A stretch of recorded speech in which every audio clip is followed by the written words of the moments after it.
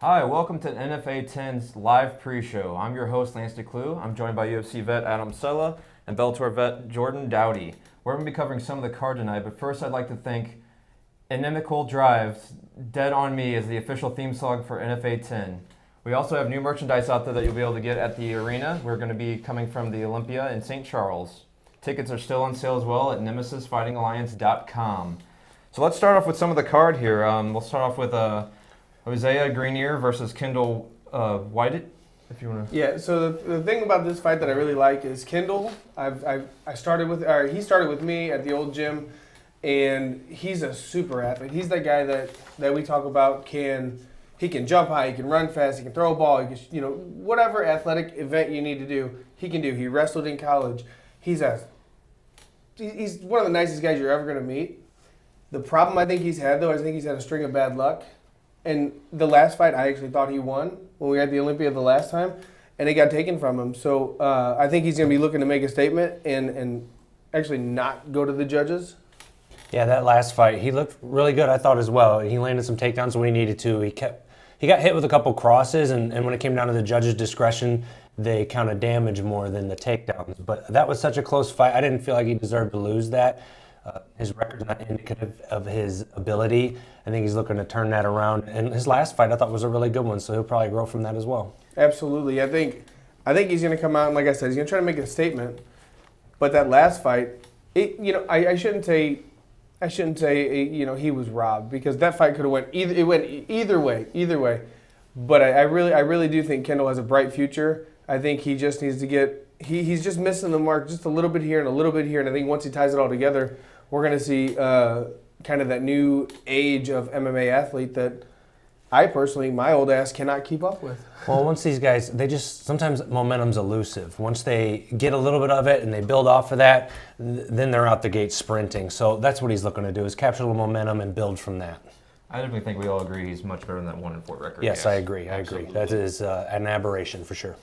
Next on, we have Tobago versus Jake Kaiser. Yeah, the thing I like about this fight is every time I see Toby's name, I just remember that before the card started, everybody gets in the cage and jumps around. He's the only person I've ever seen fall out of the cage. And, Jordan and I, we were sitting right there. We actually thought that he was not going. We were like, oh, this fight's canceled. Dr. Macklin, obviously one of the best in the business, is checking him out. And just from our view, we were like, well, damn, this fight is scrapped. But he came out, and then he pulled off a very, very quick, impressive win. Yeah, he had a couple, fights before that just didn't go his way. And even after, that adversity in the warm-up where, stuff happens sometimes, he came out and he got a win off of that. And so he's looking to build off of that. Originally, he was supposed to fight that opponent's coach because there was some animosity there at the end. And it looks like he found a different replacement fighter here that he still didn't care. He's ready to go and build off of that, too. Yeah, he definitely went 1-1 that night. I'm going to give the cage the victory in the first one for sure. He's big, strong, a lot of experience, but we'll just see if he can carry that through for this next fight. After that, we got Manny Garcia against Herman Rich. Jordan, you want to start us off? Well, Herman Rich is a guy, he's out of Ray Norris's gym, Wise Warriors, and the only loss he's had was to Devin Bird, and that was down at one of the NFA cards. It was Devin's debut. Devin's kind of a really good prospect, and we're going to talk about him later in the card, Lindenwood wrestler. And Herman came out and was throwing straight punches, numbers, volume, and ever since then he's kind of turned it back around and he's got more momentum going his way again. He's a very impressive prospect out the gate. He's just one of those guys that Ray's really put a lot of time into, and he's going to keep building off of this. He's going to be fun to watch. Yeah, Ray Norris' gym, it really has impressed me. It was probably like maybe 3 shows ago where you had mentioned, like, man, these guys up with Ray Norris are really putting everything together. They really have solid game plans. So, so you got solid coaching, solid skills, solid, implementing those game plans and following how they're supposed to go.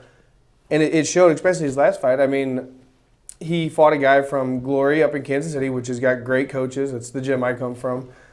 Great coaching, great game plans. He was very aggressive right out the gates.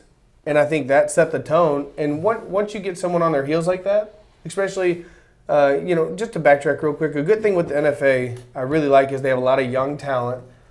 So you're seeing these guys really get their feet wet and starting their career. So jumping back to what I was talking about, when you get one of these young guys on their heels, seeing what they're going to do, you really can tell, kind of how the fight's going to play out. And that's exactly what he did. Was he went forward. He's an aggressive striker. He took a couple solid shots in those crazy exchanges at the last time we saw him, and he came out on top with a pretty dominant victory. And I remember, I think he put a pretty nasty gash on old boy's face, yeah. which was not doing him any favors. Yeah, these younger amateurs, the last fight card was solid. There was a lot of names that were kind of new to us, and that was one of the best shows I've been to locally, like ever.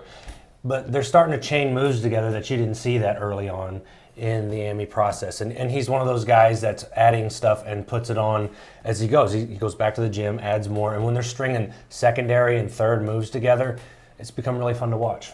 Well, we talked about that last fight. We've all been around the block here and there, and we were even looking at them. We didn't know a whole lot about the fighters, a lot of green ones, but they put on a heck of a show last time, and I agree with that. Like you guys were saying, Herman Rich, he had that hard-fought loss against Bird, but then since then he's been on a tear, 2 quick finishes. And Manny Garcia made his debut with a quick armbar, so it should be a good fight. I feel like it's going to be one of maybe a possible standout one. Next, we're going to move on to Corey Donovan and Nick Epperson. Jordan, if you want to start us off. Corey Donovan, it was his debut last time, from what I understand, and it went.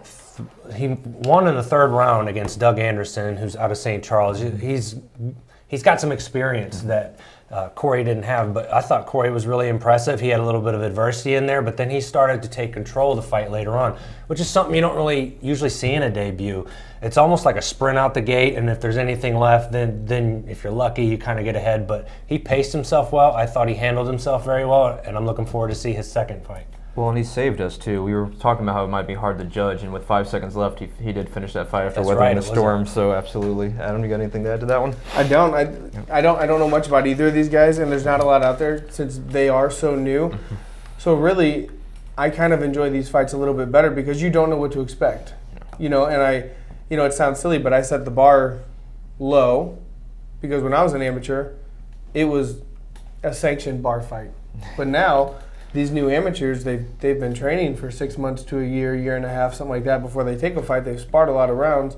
They've got a lot of talent, a lot of skill, and kind of what Jordan had said earlier, they start implementing these, secondary and third moves, either stringing them together or, plan A is not working, we go to plan B, and then we got plan C, and we just keep going. It's interesting to see how it goes. So I set the bar low just for my past history, and then they usually can exceed your expectations. Well, and you're right. When we all started, we didn't have the Olympia. We had the bars and we had the parking lots. That was where we got our start. So moving on next we have Devin Bird versus Clayton Whaley.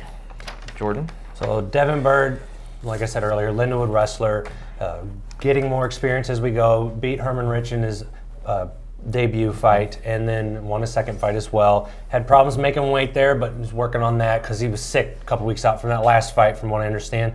Clayton Whaley, well-rounded, doesn't have the wrestling pedigree that Devin Bird has, but he's got more experience. He's been in more fights, and Clayton, from what I've seen, is pretty well-rounded. That should be a pretty good matchup-wise, wrestler versus a well-rounded guy. That's kind of how I see it going. I mean, 2 younger guys, one with a little bit more experience, but one with the wrestling experience. Well, I feel like Clayton needs to he has had a couple decisions himself, so maybe digging it into deeper waters, but then again, the D1 wrestling and Bird could still, usually the cardio is there as well. Yeah, there's nothing worse than having a wrestler on you. It's extremely tiring, and it's almost morally and mentally defeating more than it is physically, because you get taken down and you just can't get up. It sucks. It sucks. And then the round's over, you start over. right back to the same thing. With that being said, though, I'd like to see Devin. I'd like to see some of his striking. I'd like to see him come out and show some striking, because you can always fall back on that wrestling. I mean, you see it all the time. These wrestlers will get clipped. They can just, okay, flip that switch, and they go to their instincts, and they go to their wrestling and the takedown. And then go to what you said last time Devin fought. He throws hard when he throws, but it's usually the throw, and if he misses, he goes right to your takedown. Yeah, he throws hard, and then he gets that takedown. And I remember, he's got really good control. Like, it's not like he's just taking you down and then just trying to just start beat on you. He's getting control, wrist control, and then he's passing, he's moving where he's supposed to move, and that's when he starts putting in offense. Absolutely. All right, we're moving on to Jack Reef and CJ Ohm. Yeah, these guys, I'm not going to lie, I know nothing about either of them. And it's a kickboxing match, which isn't my forte. So I came up kickboxing, so I always enjoy these. The only thing that's a little bit different than when I started and now is the rule set. When I started, you had full contact, international rules, you had kick minimums, all this stuff. Now it's kind of like a K1, kind of like a hybrid style, you know what I mean? And you can grab, clinch, knee to the body, but you can only throw one knee, you gotta let go. It's kind of a weird rule set, so it's always fun to watch. Well, the disadvantage to the strikers in this area is they train for certain rule sets, and then when they show up to the rules meeting, they find out the rules that they're going to have to compete with. But Jack Reef's been in a handful of fights around here, always tough, always shows up ready to go. CJ, I know from Maryville Muay Thai with Chad Miller, those guys, no matter what they do, they bring a fight. He's got so many different fighters like Carter and Jenna that have been on these cards that have done nothing but perform to a high standard that they set in the gym. I expect nothing less from CJ. Yeah, I will say this though, men's kickboxing, they got a big task ahead of them. The women here at NFA have set the kickboxing bar very, very high. Absolutely. Every time the women come out for kickboxing, it's almost always guaranteed to be a slugfest. So these guys got to live up to the hype that these women have set. And for those that didn't realize, that was a Jordan nag hidden in there about the rules meeting. All right, moving on to a rematch from 2009, Dan Liberson versus Derek Albright. So Dan's been off for a couple years. His last fight, he took a short notice 170 for the title, and it didn't go his way. And that's okay. And Dan, since then, got a family, 2 young kids, came into the gym and said he wanted to fight again. He's found a way to train hard. And honestly, some of these guys, obviously, at the Wolves Den, I see there, I train with him. He's looking really good. I mean, I was really impressed with how far he's come and some of the stuff that we were able to work on. I'm looking forward to watching him back at his natural weight class. And Derek Albright's a gamer too, out of St. Charles MMA. He a solid jiu-jitsu player, and when he fought Dan's teammate Aaron Lake, he kind of just pressured him up against the cage and kept getting takedown after takedown after takedown. So stylistically, I really like this matchup. Dan is very well-rounded. There is something to be said about some time off. Some people doesn't matter at all, but Dan's been looking good in there, and he's got a tough fight in Derek. Well, and his only loss is to Chucky Brooks, who was the 170 champion. So That's not bad. And like you said, he's back down to 155, which I think his last 155 fight was against Derek, if I recall doing my research right. Yeah, and I like Jordan. You said it perfectly. You said Dan didn't win that title, and it was funny. You said that's okay, because it is. That's exactly what it is. These amateur rankings and these levels, it's okay to lose. That's what you're here for. You're here to learn. They say you can either win or you can learn. And Dan has learned, took a little bit of time off. You said, was a family man for a little bit. Sometimes you need that. Reset yourself. Find out what you missed. Find out why. You and I have had this talk many times. This shit's not fun sometimes. No. So you've got to make it fun. Like I used to hate. I shouldn't say I hated it, but every single day it was like I had to get to the gym. I didn't want to. I had to. And then now now that I'm retired and old and busted and all this stuff, everything keeps popping up on Facebook memories. Every year, almost every month, I had a fight. Whether it doesn't matter the year, but every month I fought almost every month. Whether it was 2010, 2015, 2018, they just keep popping up, and I'm like, I was so busy, and now I'm raising my family, having fun, at home. It's just different, but maybe that's what Dan needed, was take that little bit of a break, and now he's back into it, and now he's going to hit it full stride. It realigns your priorities, gives you something to fight for, but when you're young this way, a lot of them in the gym, they focus on AMI titles, and I tell them the belt you should be worried about is your blue belt. If you're worried about an AMI title and you have a blue belt, you need to worry about your blue belt, because that'll get you farther than an AMI title will. AMI titles are nice, But if you're looking longevity-wise, like you said, it's a long journey. Yeah. Over time, when you look back, it's the body of work, not the one night. Absolutely, absolutely. And, the same thing I tell, so when I coach my kids' football team, same thing I tell them, they make a bad play, put it in the rearview mirror. You can't change it, nothing you can do about it, move forward. So you can't dwell on your losses. I mean, you just got to keep moving forward. And Dan won their first event, so Derek's going to be looking for revenge. Granted, it was 2009. There's been a lot of, I'm sure they've both come a long way since then. Absolutely. So should see a completely different fight. Derek's very good off his back. He's seasoned as well. Both of them are very seasoned, actually, very seasoned amateurs. So we're going to move on to our title fights. Clark Stith versus Owen Shanks. I think I said his last name right. Sorry if I didn't know. Shanks. Sorry, Owen. I've called a couple of your fights, so I should have gotten that right. This is for the vacant 170. Chucky Brooks had to, unfortunately, give up the title. He hasn't defended in like 2 years, and he's due to injuries and some other things. So this will be for a vacant 170 title. Well, this is a good matchup for the title. I mean, Owen Shanks he's 3-0. He's a very fast starter. He's looking to end this quick and then solidify himself as the 170-pound NFA champion. And then I know, Jordan, Clark really well, so you know what he's already bringing. Yeah, and Owen has been impressive out the gate. That last fight with Stephon Jefferson, that was the one I thought was going to push him a little bit more. And, we'd see him in the second and third round in a more skillful bout that would last longer, and he connected early, and we didn't even get to see that. So he's very explosive. He's very committed on his shots and wrestling shots and striking shots. And out the gate, he goes pretty fast. His debut, that went into the second round. It was a little bit more of a grapple fest there, but he's top prospect now. And honestly, this was a fight.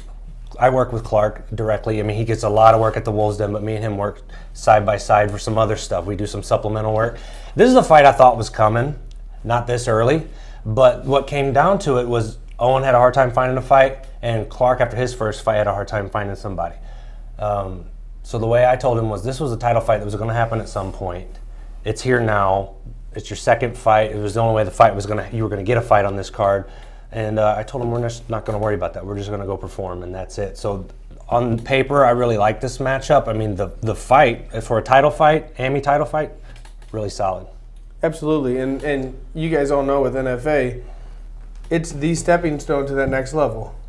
I mean, we see all these guys making the jump to either LFA or Bellator or even UFC, stuff like that. We see all these guys, they're taking that next step. So you get that LFA title, that amateur title, you're close to ready to move into that next pro level and then keep moving forward. Yeah, talking about, we were talking about Wise Warriors earlier with Ray Norris. Owen is their top prospect as of right now, and they've been doing a lot of work bringing in connections with other gyms from that burger connection that he had with Johans and stuff like that. And so they've been getting more training partners. They're trying to elevate his training as well on top of what they've already done. So I'll be interested to see what he brings as well. It'll be interesting to see if Clark can maybe drag Owen out at some deep waters and see how Owen does react to that. I know Clark's pretty confident in athletics, so maybe he'll be able to do what the others have had trouble doing. On to our next title fight, Justin Richter versus Matthew Evans. Yeah, so I know Justin Richter is a top prospect here around the local area. The kid's talented, the kid's good, the kid's smooth, he's slick, he's solid. I don't see a whole lot of holes in his game. I don't know really anything about Matthew Evans. I know he's got a pretty big record at 6-5. Other than that, though, I mean, I don't know much about him. I lean towards Justin Richter on this one. My research showed that Matt Evans won 5 of his last 7. So as far as Justin Richter goes, his strength of schedule for an AMI has been nuts. He's fought guys that his teammate Danny Moriarty has fought before going pro immediately after, and they were tough fights. And some of those fights he was behind, and he snatched victory from right there from the jaws of defeat. And the only thing that happens with guys like that is I just don't want them to run out of opponents. So he's back defending the title. He had a little injury last year. He had a fight on the road, so he got to experience that as well. But Justin is very solid, very well-rounded, and he's got a good room to train in. And not just be coached in, but his training partners are all relatively the same size. Yeah. Well, Justin's the champ, but Matt Evans does have some title fight experience, so he shouldn't be completely out of the waters. What I've noticed from Evans is he comes out wild and aggressive, which can be hard to train for. So it'll be interesting to see how that fight goes. All right, we're going to move on to our pros. One standout pro that's going to be on our card is Irfan. I don't know how to say his name. Mulabatinovich. Thank you. So we'll be looking to see what he'll bring to the card. We're also going to have Colin Parr versus Zach Eddington. Yeah, what I'm actually a big fan of Colin Parr as a person and as a fighter. I think he has not really shown his potential to what he can do. The dude's a brown belt under Kyle Watson. That's not easy to do. No, not at all. Okay, and then he's actually moved up from his other weight class at 155 to 170, which is good for him. And I saw a picture of him the other day. The dude's jacked, right? So it's like the old days of having to kill yourself to cut weight I hope they're in the past. I hope that's where they stay. But I look for Colin Parr to actually show his skills. The kid can kickbox, and he can grapple. I don't see a way that he's going to lose a fight unless he loses it himself, if that makes sense. That does make sense. And when it comes to Zach Eddington, the research I could find on him, he's coming off a win in February. He's evened his record at 4-4. He's southpaw, definitely the wrestling style type fighter. Now, when it comes to Colin's been a buddy of mine for years. I've trained with him for years. We kind of had the conversation about, cutting weight has its detriments at a certain point, especially with his job and everything like that. So he's added new strength and conditioning to his schedule. He's been doing a lot more cross training. The guy's on a different level than he was the last time we saw him. There's no doubt about it, because he's not starving himself to make weight. He's getting himself in prime shape, putting in the strength and conditioning work, training hard, and then it's going to be a little bit of a water cut. And that's something I wish I would have learned a lot earlier. But he's feeling good. He's feeling healthy. His skill set's all the way up there, and it's just going to come down to execution there. Mm-hmm. Well, as you're both saying, Colin Parr was a top lightweight prospect coming out of Missouri. I do agree with Adam. He hasn't lived up to his potential. Also a big fan, so hopefully he doesn't take too much offense to that, but I think we all thought he'd be a little farther in his career right now. Eddington is the number 4 middleweight in Indiana, and I believe this is his first cut. So it'll be interesting, because as we're talking about Collins going up in weight, which should make it easier for him. Yeah. This is going to be Eddington's first cut, and I believe it's a catch weight of 175, so we can see how Eddington handles that as well. That could go against him too if he's not sure on that cut. But he is a wrestler, and we know wrestlers can cut. So. Yeah, cutting weight's no fun. But I remember having several conversations with Colin where he just didn't feel right the day of the fight because of the weight cut, and that's what it can do to some people. Well, he was a big lightweight. I mean, yes. He's a big boy. All right, we're gonna move on to our main event: Derek Holly versus Jacob Wharf. So this fight has all the potential to be a main. It's the reason why you have a main event. These are decently experienced professional fighters. Okay, Derek Holly comes from a pretty good wrestling background. I think he wrestled in college. I got to train with him a little bit, and he's a decent wrestler. I mean, he's good. He's got the talent. He's kind of a weird guy, so he's kind of quirky. Kind of adds a little fun personality to it. That's always entertaining as well. As far as Jacob Wharf, I believe he's 2-1, and he's looking to bounce back from a knockout loss that he suffered last time. But I don't remember Derek Holly ever really hitting super hard. So maybe that knockout loss, if he won't think too much of that, and maybe it'll help him not be afraid of getting knocked out again. So Derek Holly's first fight at light heavyweight, he last fought in December 2020. That was out at FAC. That was against E.J. Brooks. Mm-hmm. E.J. Brooks is good, So after that fight, he went out and he was training at Jackson's for a bit, and then he moved back home. His job took him there, took him back. Like you said, wrestling background. They tried to feed him to a prospect in Kansas City, another certain promotion, and he clocked that guy, mm-hmm. and he won his pro debut. I don't think that guy's fought since. So He does have some sneaky power when he needs it.